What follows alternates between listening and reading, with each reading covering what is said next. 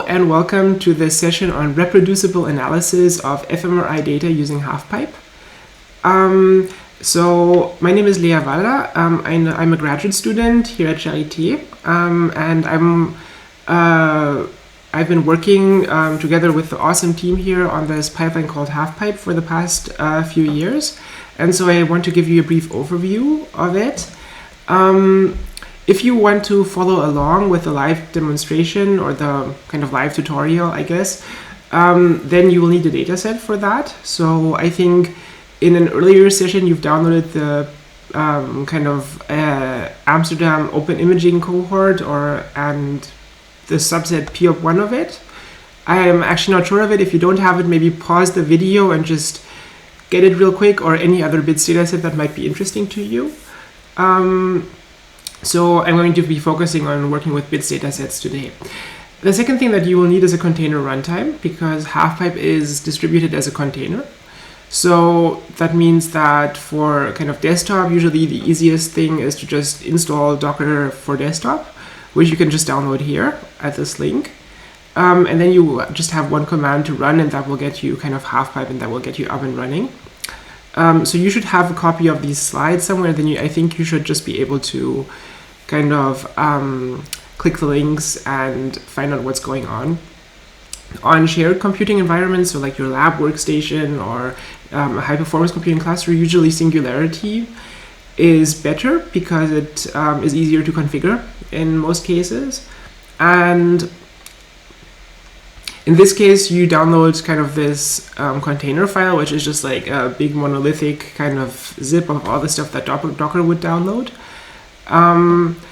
And you can either download that in the command line or with your browser. And the other thing that we need is the mask and atlas files, because HALFpipe doesn't come with those. So you have to download them separately. And usually you would do this kind of as part of your, making your research plan. So what am I going to talk about today? Before the live demonstration, I'm going to give an overview of HALFpipe, just talking about kind of the theoretical framework in which we developed HALFpipe and kind of why it sometimes makes sense to use pipelines like HALFpipe. Then I'm going just to show the example with P1, how to set things up.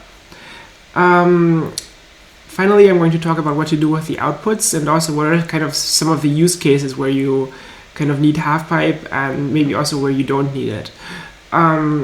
So yeah, let's get started. So you are probably in this course because you are planning your neuroimaging study. You have a research question that you want to investigate, and you are currently planning how to do that, I imagine. Or maybe you already have data and you're further along.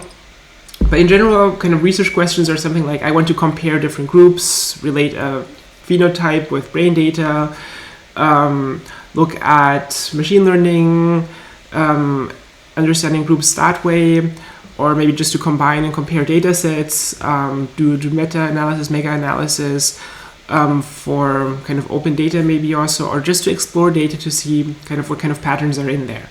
And usually when you get started with these things, you will notice, okay, there's really lots of great tutorials out there, also lots of nice educational course videos, but it's just usually a lot of need to code and kind of write things specific to what you want to do. There's also, once you've coded it, you need to debug it, so it's kind of like really this learning curve. And the other thing that you will notice is that for each and everything you want to do to your data, to get it closer to something that you can kind of analyze, something that can answer your research questions, there's so many different options and choices for each one of those steps. So I've just put on the slide, it's maybe a bit dense, but I've just put all the different things you can do. Well, there's even more, of course, but all the things that make sense to do, or some of the things that make sense to do, I've just put on this slide. There's still more. So you would kind of start with minimally preprocessing your structural image, then also correct the functional images, do different types of denoising and scaling to improve consistency between participants also, and then also calculate different statistical maps based on your data. And when kind of you're making your own pipeline, you have to think about, okay, in which order am I doing these? Am I doing which ones am I doing, and also which parameters am I using for each one of these. So one thing that really helps with this is fMRI prep, which I think there was a talk before this one, and it will just take care of the minimal preprocessing for you. So this is really amazing. And so now what HALFpipe does, it will kind of do these additional steps. So spatial smoothing, Riemann scaling, confound regression, and will also calculate then afterwards these kind of statistical maps or connectivity matrices for you, and finally do group statistics. So it's kind of like putting in the things that are missing that take you from fMRI prep to something that can actually answer your research question. And why do we need this? So it's not just that this is kind of convenient, this is like a fun tool. No, it's actually that this kind of standardization really improves science, because you've probably heard of the Botvinnik-Netzer study from 2020, where they kind of lots of different teams analyzed the same data with the same hypotheses, but no team had kind of identical workflows, identical pipelines, and no two teams had identical results. So they were all kind of different, mostly similar. And this is like a problem for science, right? We need to have consistent results. And so if everyone was using standardized pipelines, then there would be so much less differences. We would get the same results no matter kind of who sets it up, because most of the crucial choices that can affect outputs have already been made in the pipeline. So how does this look in HALFpipe? So the first step is data input and configuration. So that means kind of we wanted to streamline this as much as possible. So it's in the terminal, it's in the command line, but it will actually kind of pop up inside the command line, and you can kind of, it will kind of ask you questions about your data. So it's a bit more interactive than most command line interfaces. Then we do preprocessing using fMRI prep. So we are basically using fMRI prep as a software library. We are not kind of, HALFpipe does not reinvent the wheel. It's mostly using what is there to kind of accomplish the goal. And so we really thought back then when we started out already that fMRI prep is kind of the best way to go for this. And so far it's worked really well. Then we calculate statistical maps based on the preprocessed images. But before we can kind of jump to step 5, which is group level statistics, we kind of need to look at what is our data quality like. And also what is our processing quality like, because no matter how great fMRI prep is, sometimes there are mistakes. And so we need to, or we believe that it is important to look at every kind of data set, every participant, and kind of look at the quality. Is it good? Is it bad?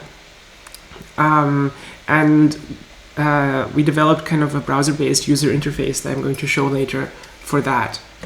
So let's jump right into working with HALFpipe, and I'm going to go to my terminal over here. I'm going to connect to my high performance cluster. To type in my passphrase. Okay. And now I'm going to request an interactive session on a node, because it's usually not a good practice to work on the head node. And so now I'm going to go to my Scratch folder, and I've actually prepared things here. So I've prepared a folder called containers, and containers has our HALFpipe latest in it. And I've also downloaded the masks and unzipped them into a folder called masks. So this is the masks.zip from the very beginning. So now let us run HALFpipe. So I'm going to type out the command. This is also in the manual and on the website for HALFpipe. But so it's generally singularity dash singularity run dash contain dash clean env, and these just make sure that really everything inside the container is isolated from the from your kind of local configuration, because the container is also about kind of computational reproducibility, that every time you run it you get the same results, and also no matter which computer system you run it on you get the same results. So this is kind of helping, making sure that the container stays inside the container and things are not modified. But what we do need to do is we need to pass our data into the container. So I'm going to just do, that's what my file system is called. In this case it's called fast. So I'm going to pass fast into the container. And now I'm going to go to this folder, which is this folder, and I'm going to select my HALFpipe file that I just showed, the container file. So I'm going to give it the full path to that, just in case I want to reuse this command later and I'm in a different folder. It's often good to have like these absolute paths. So as you see, I'm doing this quite fast, so I'm using tab completion. If this is a bit fast, you can always pause the video, right? So then I'm also going to tell it to use cluster, which is going to mean that it's going to generate a, it's going to run in a way that is optimized for clusters, and it means it's not going to run right away, but it's going to give me kind of a script that I can submit to my cluster queue with one chunk for each participant, which makes things a lot faster, because then when we have 200 participants, we can just use kind of 200 cores across a lot of nodes to run things all at the same time. So now I'm going to press enter, and the container is going to start. It's going to take a few seconds because it has to kind of load in all the files that are in the container and decompress them. And so now we get HALFpipe. So it's actually kind of embarrassing. This up here, it should say HALFpipe in the top, but somehow it seems broken, and I only noticed kind of today when I'm recording. So yeah, should be hopefully fixed by the time you're using it. I'm using the latest version, so as you just saw. So maybe there will be a new release by the time you are watching this video, but in general, usually the latest version is a good choice because it will have all the newest bug fixes. But once you're kind of committing to a project, it's often good to just use kind of the current release and to make sure that it works. And that you can just kind of say, yeah, we used this version of HALFpipe, and then everybody knows kind of which version you used. Okay, so now let's go again. Fast users. So you can see this is a bit different from the command line because we are getting suggestions on the bottom. And so it's actually kind of helping me go through these directories. So this is kind of like a text field, and I can type in things. And the first thing I'm being asked is the working directory, which is kind of where all my outputs are going. So in this case, kind of HALFpipe is not a bits app that will just take your bits dataset and put in some kind of derivatives, some derived images, but it's actually, we actually need a separate working directory that we can kind of have full control over. So it should also be an empty directory, or you're going to get kind of a warning message. Actually I went to the wrong folder. I need to go to Scratch. I'm just going to create a new folder, so this will still work even if the folder does not exist, and I'm going to call it p_work_dir. And I'm going to press enter. So now I'm going to be asked about my data, and so if I say no, I will be asked, okay, please tell me the path to kind of the T1 images, to the functional images. So it's going to go through each of the different file types, and then I can tell it the path, which might be like fast users Scratch, and then maybe it will be like subject.gz, and this will just kind of tell it that all the T1 weighted image files, it will just be everything before the kind of file extension, which is nii.gz, will be kind of the subject ID, but maybe sometimes it's also going to be sub dash, or maybe you will have a suffix, and so on. So here you can accommodate kind of any type of data and it's going to work. But any type of naming of how your data might be structured or named, you can accommodate. But if your data is in bits format, so I just undid with Control-C. So Control-C always cancels the current question and goes back a step. So I can again show this, Control-C, and I'm going back. And this is kind of useful if you make a wrong choice, you can always just go back one step.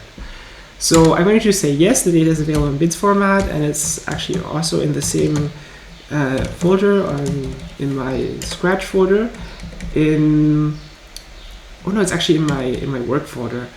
Just now that I think about it. So we actually have 2 user folders on this cluster, and here it is, DS2785. So I'm just going to press enter, and this is going to take a while. And so now what it's going to do is it's going to go through all of the different folders in kind of my bids root and find all the bids datasets and see which ones of those HALFpipe can use. And HALFpipe can use a lot of different types of files. So it's of course going to need an anatomical scan, kind of a high resolution scan of the brain for registration, because fMRI prep needs that. It's going to need your actual functional images, and it's going to need to know which images correspond to kind of which task. So task is just a tag, so you can call them any kind of characters, any kind of character string is going to work. So sometimes task rest is also a good one to use, or rest eyes open, face matching, and so on. So we're going to see this in a second. You can also use field maps, and all the 3 types of field maps that are supported by fMRI prep can be added in here. And later on, when we are doing task-based analyses, you might also want to add event files, so that tell you kind of which conditions happen in your task. And for resting state things, you might need to have different masks and atlases for regions of interest. So now let's see if this is finished. Yes, so HALFpipe, so now I'm back at the terminal. HALFpipe has found 216 T1 weighted image files and a lot of bullet image files too, so 6 tasks for each participant. And so now we know it has correctly identified the bits dataset and loaded in everything. So now I get the question, do slice timing? And if I get asked, if I say yes, then it's going to look for metadata about slice timing and ask me if it is correct. But sadly for this dataset, for POP1, we don't actually have any information about the slice timing. So this was it's not in the bits dataset in the JSON files. It's sadly also not in the paper. So we actually have to say no and skip this step for now. Maybe at some point we'll find out. Now I get asked the next question. This is going to go on for a few questions.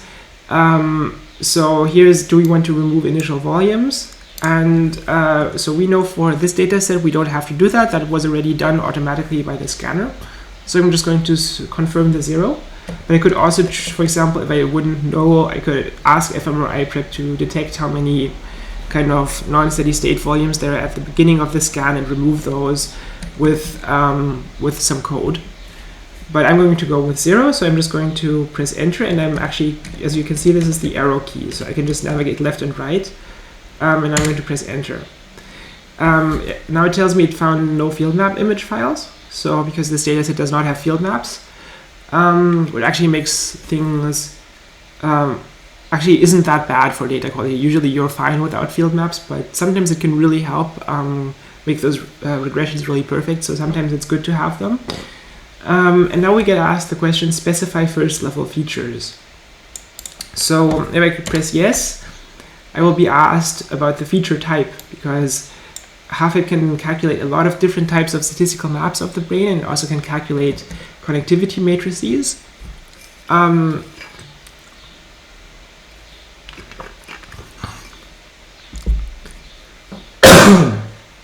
Wow. So then we have to kind of ask ourselves, which ones do we want to run? So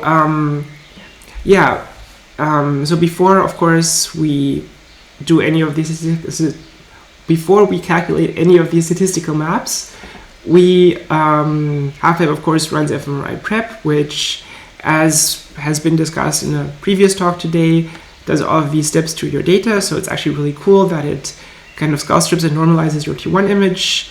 It estimates all the different kinds of spatial motion, distortion, and alignment for your bold image, and then does resampling in a single step, which is, I think, really great for rounding error, to reduce that, and also to reduce kind of computational burden.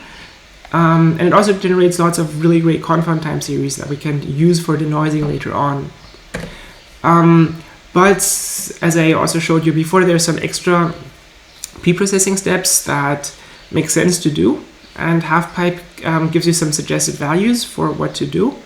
So for example, we recommend doing spatial smoothing at 6 millimeters, doing grand mean scaling, which helps kind of make sure that the range of values is comparable between subjects, that you can kind of like put everyone together in the GLM later on and values are comparable.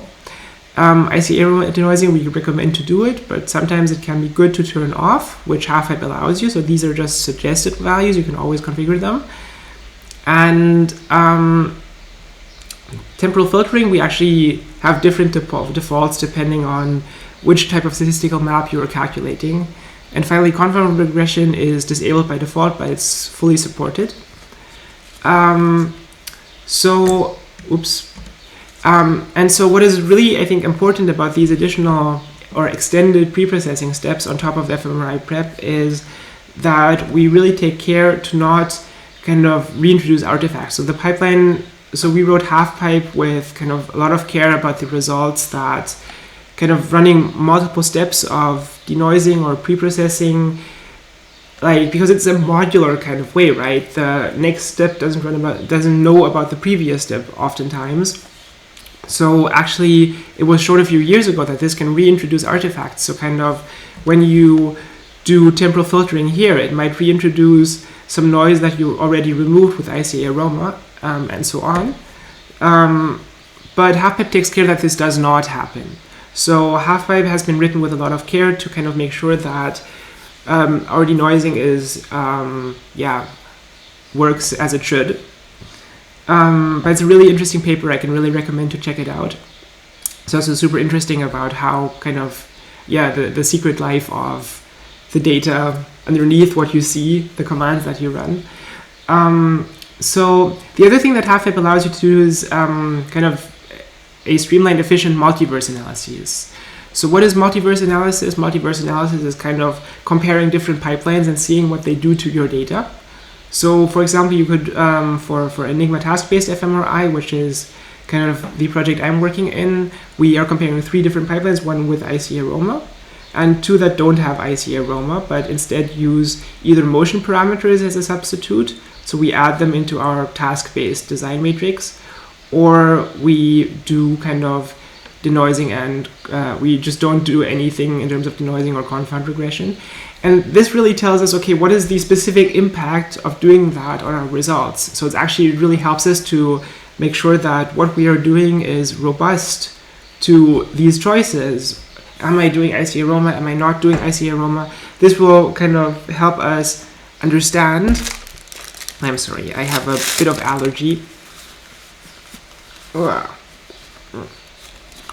So this will really help us understand what are these steps actually doing to our data, and not just in general, but in the specific case of what we are doing. So this is supported by HALFpipe, but not enabled by default. So let me go back and just show you setting this up for an example task-based model. So task-based means that we have kind of a task in the scanner where people have like different cognitive tests or cognitive conditions that we are comparing. And I'm just going to call this one, so each feature needs a name. So it's kind of like an ID, and you can just make this up. It could just be a running number, so we could call this feature number 1 and then just increment it.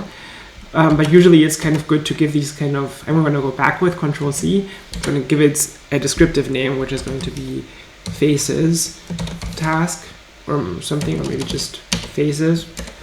And I'm going to now, with the space bar and the arrow keys, deselect all tasks that are not my faces task. So as you've heard before, PUP comes with kind of lots of different tasks, and I'm just going to, for this example, use the faces task. And now that I've selected all of these, space deselects and reselects again. And this is also shown down here, right? It tells you kind of space will toggle these kind of checkboxes, and then you can use the arrow keys. And now I will press Enter to confirm. And next it will ask me about kind of the different conditions, kind of, in this case, the different types of faces that were shown to participant that we want to add to the model. And those are actually these 5 different emotions. I'm just going to press Enter to confirm because those look correct to me. And now I'm going to be asked about contrasts. So this is kind of which conditions do I want to compare. And I actually just want to compare faces against baseline. So I'm going to call my contrast. It needs a name, just like the features need a name. Everything kind of needs an ID in HALFpipe, and I'm just going to compare them against baseline, which is this contrast where I just put in 1 for every value. And you can also, again, with the arrow keys, navigate, and these are like text boxes, and in blue you have your cursor. And once you're finished, just Enter to confirm, and we do not want to add another contrast. And now we are asked kind of if we want to filter our design matrix. Let me just check if the recording is still going well. Looks good. For kind of these types of block designs, like the faces task, going with this default is actually quite okay. So I'm just going to confirm this. But sometimes you might want to do different kind of values. And now I get asked about kind of the types of preprocessing settings for the additional extended kind of steps that I just showed, what we want to do. So do we want to apply smoothing? And the default is just yes and 6 millimeters. So I can just press Enter to confirm this. I could also enter a different number here, like 8 or 12 or 0 to disable, then I can also select no. So then grand mean scaling is just preset for task-based data. We think this is just the best setting, and we also think that you should use a Gaussian weighted type of filter. So we also implement frequency based filters, which are a bit more kind of strict in terms of what they include. But for the task models, we kind of just generally recommend using this filter because it's also the filter that is used by FSL to kind of filter the design matrix. So then I'm just going to keep this exactly the same for both the design matrix and our imaging data down here. So I'm just going to confirm these settings that we are going again with a 125 second high pass filter. And for confounds, I'm also going to go with the default. So I could, again, with my spacebar, kind of select different ones, add motion parameters to the design matrix, disable IC aroma, and so on. But I'm just going to confirm this. And now that I'm finished, now HALFpipe knows it's going to generate this kind of faces contrast for me. It's going to generate the task model for me and the statistical maps at the end. And now I can add another feature. So there's seed-based connectivity, dual regression, and so on. So, so what actually do we have? So we have task-based activation, which is what is the difference between conditions is our research question, right? We have different task conditions like angry faces and happy faces, or maybe also which voxels respond more to faces than geometric shapes. And then we need event files, so BIDS usually will provide them for you in a format that HALFpipe can automatically detect, but sometimes you might need to load them in manually. So in that case, you would have either just a file that contains all of them, or one file for faces, one file for shapes. And HALFpipe supports a lot of different formats for how you might kind of enter these event files. You also need to have the high pass filter cutoff. You remember we just went with the default. And in general, the rule of thumb is 1.5 times how long the slowest condition is, kind of the slowest repetition in your task. And that makes sure that the filter doesn't remove anything of your task, but only kind of the slow kind of trend in the signal. So then, contrast of interest, you also need to know which conditions to compare. Just now we did faces against baseline. For a different task, you might do faces against shapes. And as outputs, you get GLM outputs. So the GLM outputs, this is actually kind of a bit of a dense slide, right? But you get a lot of different outputs. So you will get your design matrix and your contrast matrix. And that will kind of tell you, okay, for each volume, what kind of regressors do we have? And you can also like load these into any program and inspect these. So this is also really good for just like seeing what was actually done with your data. So next, the GLM, after it's being run, you will get effect and variance maps. So these are actually what you would pass to group statistics. So because the effect is kind of the estimated statistical map, and the variance is kind of the sampling variance, the error of the estimate. So the idea is kind of that if we would repeat the experiment, this is how much we assume that the estimate would vary, and this really helps us with doing hypothesis tests later. So basically, because based on the effect and the variance, we can calculate a t-value by dividing them, or dividing the effect by the square root of the variance, and that gets us kind of a student t-distributed t-value. And we can use that together with the degrees of freedom to do a hypothesis test. And HALFpipe, or well, in this case, FSL also calculates this hypothesis test for you, but it doesn't actually give you p-values, it gives you z-values, because those are scaled in a much nicer way and also much better to kind of store, because you don't have so many zeros before the comma that can sometimes make the precision hard to store for the computer, so z-values are much better to store. And then those are kind of normally distributed and much easier to work with.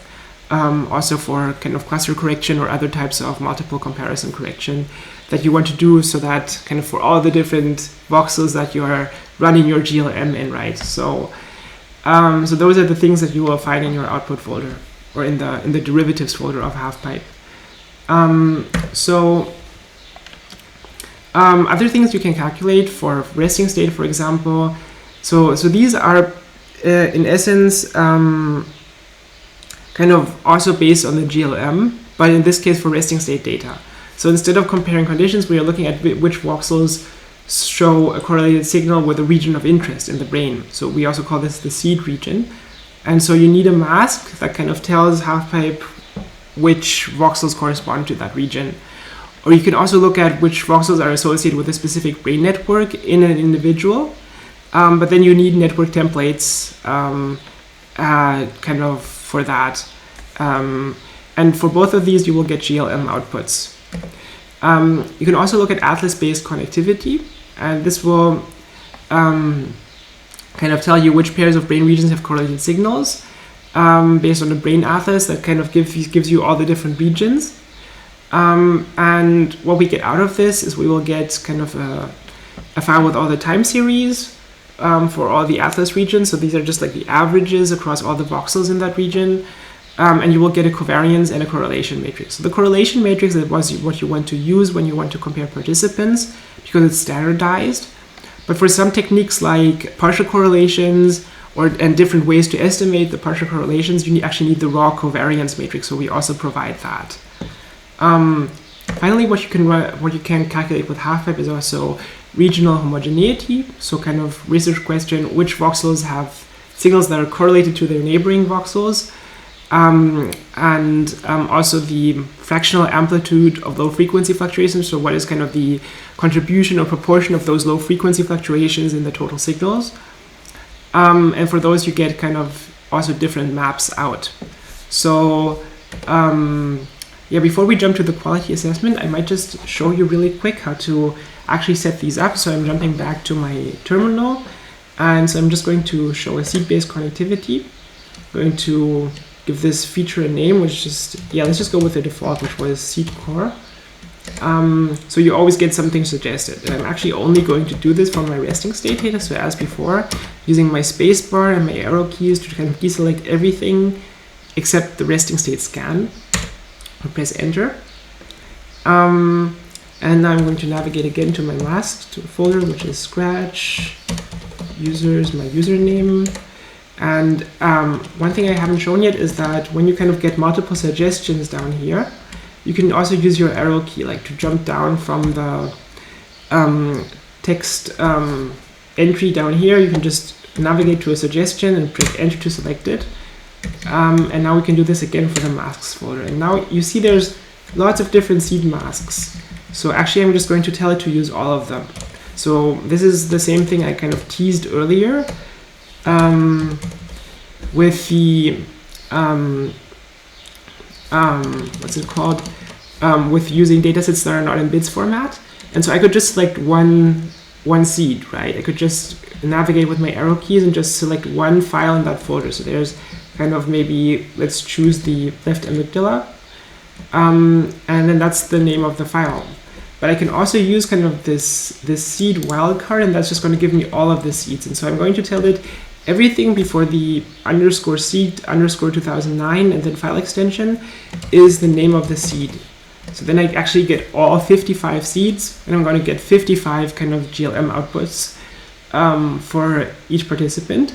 So then I'm just like safe. I have seed connectivity for all the regions that are kind of interesting for what I'm studying. I'm going to press enter. And it's also going to now check that my masks are in the correct space, and it's also why I have the 2009 in the name, because those are in MNI 2009 space, which is sometimes important. If it's not in 2009 space, it will automatically be converted to 2009 space. So that's why it asks you, because yeah. So now it also will show me that, hey, I loaded in all of these. And I can also, like, again, use my, maybe actually I'm not actually interested in the, I don't know, in the right medial orbital frontal cortex anymore. So I'm just going to disable that one. And while I'm at it, I'm also going to disable the left one if I can find it. Here, that's the left one. Let's also disable that one. I'm not interested in that region anymore. And I'm going to press enter. And now I've confirmed it. I get asked now about kind of the minimum coverage. So because each participant has a different brain mask. So when we do processing, we actually kind of don't know in lots of cases that every participant has the same coverage of the brain, because there's people that have bigger heads, people that have smaller heads. Sometimes people don't fit in the kind of field of view that is pre-configured for the scanner, because often, like when you start the study, it's kind of hard to anticipate how big are the heads going to be of everyone that appears, right? Sometimes also there's user error in terms of kind of where you put the field of view, so sometimes parts of the head can be cut off. So especially in terms of like regions that are really at the edges of the brain, it can be really useful to just like check, hey, do we even have data for this region? So I'm saying here, we want to have 80% coverage, so 0.8 for all of the brain masks, for all of the seed regions of interest. And otherwise, we're going to skip doing that seed connectivity for that participant. So this is really useful. And now I just get the same question about preprocessing settings. And I'm going to, again, go with the defaults, but I could, again, change these. So 6mm smoothing. I'm going to apply a temporal filter. And now in this case, I actually get more choice. So I can actually also choose the frequency-based one. So we disable that for task-based data because we think it's kind of good to kind of nudge people to make good choices. But I'm going to again go with the Gaussian weighted filter and the default of 125 seconds, just to be consistent between my resting state and my task analysis. I'm also going to use IC aroma. Press enter. And now I'm finished setting up, and I will get all my task, my task contrast will be calculated, my resting state contrast will be, my resting state seed connectivity maps will be calculated. And now I could also do this for dual regression, atlas-based connectivity, and I can also set up maybe some regional homogeneity. I'm also going to go with the default feature name. And again, I'm only going to do this for resting state. And now it's like actually much simpler because I just get asked straight away about the preprocessing settings. So there's actually not much that we need to calculate reho, so we don't need to give it any files or anything. Here we actually also give you some suggestions. We actually force you to use sensible frequency cutoffs for the temporal filter, just so that this makes sense. I'm going to press enter. And now I think I'm finished with the specifying the features that I want to get out. I'm going to press no. I don't want to add another feature. And now I can also do the same thing. So if I say yes, please output preprocessed images, I will be asked again about the settings, smoothing, scaling, temporal filtering, quad font removal. And so then I can also configure that. Maybe if I want to do analyses in a different software, then I can just tell it, hey, please output these images for me. But I'm just going to say no for this. And now we're already at group level model. But before we can get to the group level model, we actually need to do interactive quality assessment in the web browser. So I'm going to show this now. So here we have our web browser, and I've just navigated to the reports folder. So in your working directory, you will have a folder called reports. And in that, there will be an index.html file. And you can just open this in any recent web browser, and it will show you kind of this overview of your data. It will show you that kind of processing has succeeded for the subjects. And you might also see if there have been errors. It will also kind of show you an overview of the different kind of QC images that we have that we ask you to rate. And right now, all of the images have no rating. And then there's good, uncertain, and bad, which we haven't rated any images. And then down here, we can also see kind of the image quality metrics. And actually, if I go on this with my mouse, I can also hover over the dots, and I can, for example, see kind of which participant has this really high motion here. So this one is, for example, the working memory task, which I guess just now I did not enable. So this is actually from a previous run where it did calculate things based on the working memory task. But interestingly, people moved a lot during the working memory task, right? There are some participants that just moved a lot during that task, which is interesting. So we can see this on here. We can also like click them. I'm not going to do that right now, but then it will take us to exactly the images of that participant. Instead, I'm going to use this menu on the side. I'm just going to go to Explore Reports, which is just going to show me kind of this kind of tree view of all the different images for each participant. And for each scan, we get kind of 6 different images. And we'll want to rate them as either good or bad. And then there's also the uncertain option, which is kind of the equal phase, which is kind of still going to include your images, but means that you will have them marked in a different way so that you can later on show them to a colleague or so. So I'm just going to go back to the charts view now. And now we see that we have actually marked all of the different task scans, so the working memory task, the resting state task, and also the phases task of that participant is uncertain because the skull stripping, we marked that as uncertain. We can also mark that as good because actually I think it looks really good. And if I want to kind of look a bit closer, I can also click to zoom. And that will just like open the picture in full screen, and I can also like move along with my mouse. And so, but this is still lots of clicking. So actually to do this really fast, I can work on my keyboard, and I can use D to jump to the next image. And then I can use W to give it a good rating, S to give it uncertain, and X to give it a bad rating. And I can also use A to go back. So it's like W, A, S, D, and X are the keys that kind of work with this interface. And this is also all documented in the quality control manual. There's also examples for good images and bad images, what to exclude, what to include, kind of what are our recommendations for those. And for this one, for example, you would just look at, does the brain atlas match the registered image of that individual? And then you will also look at the TSNR of the data. You will look at the carpet plot. So this is kind of all the different voxels plotted by brain region. You will look at ICA-based artifact removal, and also at the spatial normalization of the functional image. So yeah, and once you have finished rating all of these images, you can just go here and click export.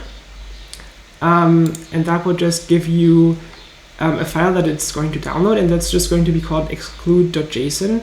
Well, and apparently I already had some on my computer, so I just added a suffix. And then this JSON file, actually let's not do that. will then just contain all the ratings, and you can just put that back in your working directory, and then when we do group analysis, it will be automatically used to inform kind of which subjects to include. So I would then basically on my laptop, I would download the exclude.json file generated from the web page, which is all contained right in the reports folder. It's nothing on the internet, it's all on your local computer. And I would then transfer this exclude.json file to my high performance cluster here, to my node, and put it in my working directory. And HALFpipe will automatically recognize it and use it when running the group model. So now I'm just going to specify a really quick group model. And there's actually two modes. So one is linear model, and you can kind of just like load in a spreadsheet with covariates and so on, and also do like a flexible factorial design with interactions and contrast between groups and so on. But you can also run the intercept only model, which is just really simple, and it will just calculate the mean of the group based on a mixed effects regression. And again, we can not just exclude participants based on our ratings and the quality assessment web app, but you can also kind of do this based on image quality metrics, in this case motion. And so then I'm going to be asked about kind of what are the cutoffs for motion and so on. And when I just confirm the defaults, I can also edit these, of course. Then I'm finished. And if I now press no, then HALFpipe will exit. It will tell me lots of warning messages because it doesn't know about the physiological image, the physiological files that are part of the P of 1 dataset, because we don't support that yet. And now it's going to generate a cluster submission script that I can submit to my queue, and that will run to generate all that data for me, generate all those statistical maps that we configured for me, and to do the group analysis. Okay, so that was the interactive part. And so then kind of you saw you can generate preprocessed images, and those are useful if you have kind of your own feature extraction, your own statistical map calculation scripts or software that you need or want to use. You could also just not run group statistics in HALFpipe and just look at the raw statistical maps for each participant, which like the task contrast for each participant, and then run your own group analysis with a software of your choice.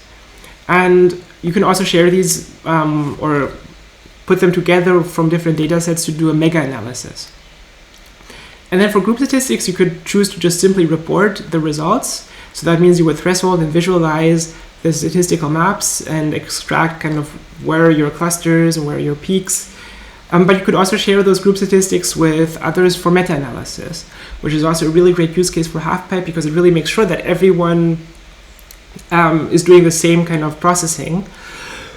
And this is actually what we developed HALFpipe for. So then, when do you use HALFpipe? So HALFpipe is really great because it does this automated generation of processing workflows, which gets you all these benefits that kind of you have reproducibility, and it's objective, it doesn't depend on who is running it.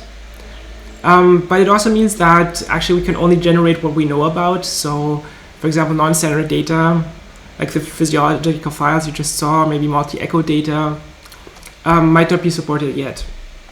It also means you don't need bits conversion. You can just enter kind of your data in the user interface by responding to the different questions and so on.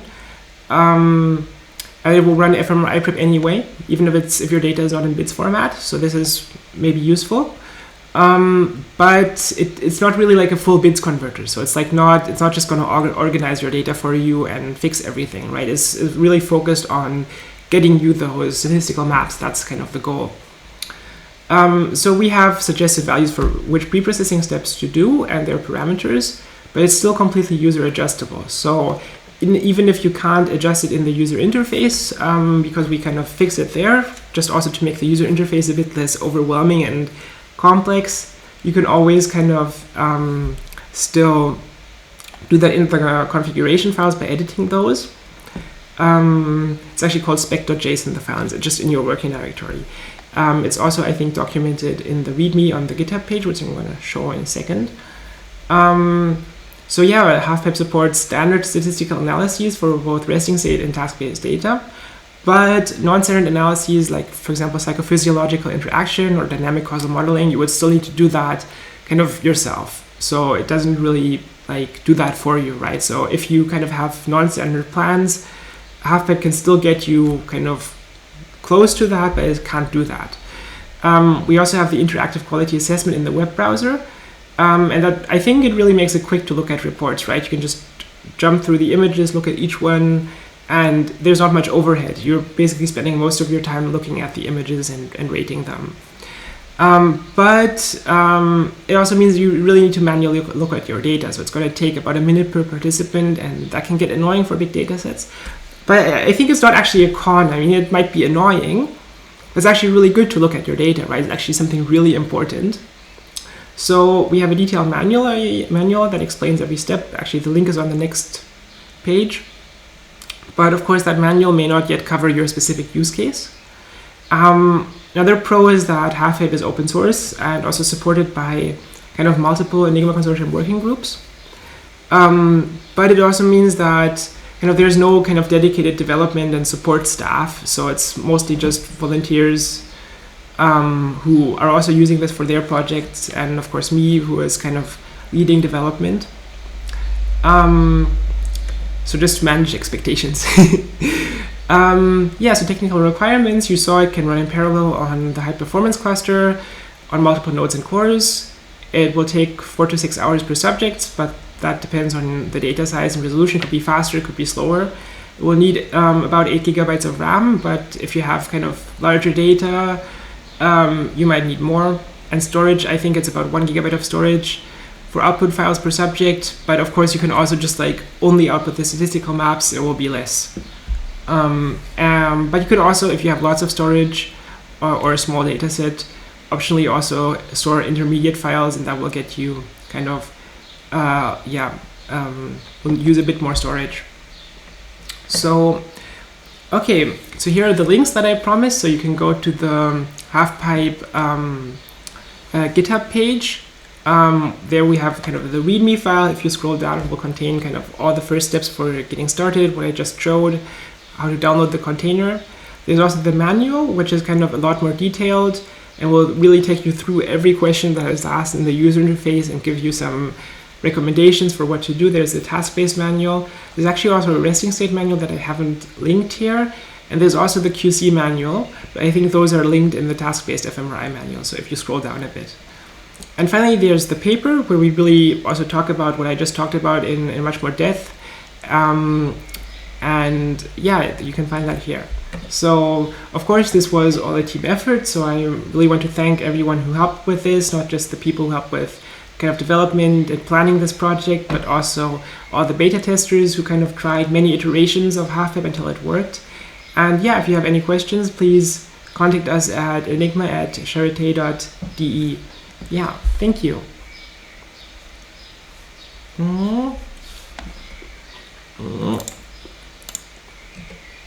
Okay, that's it.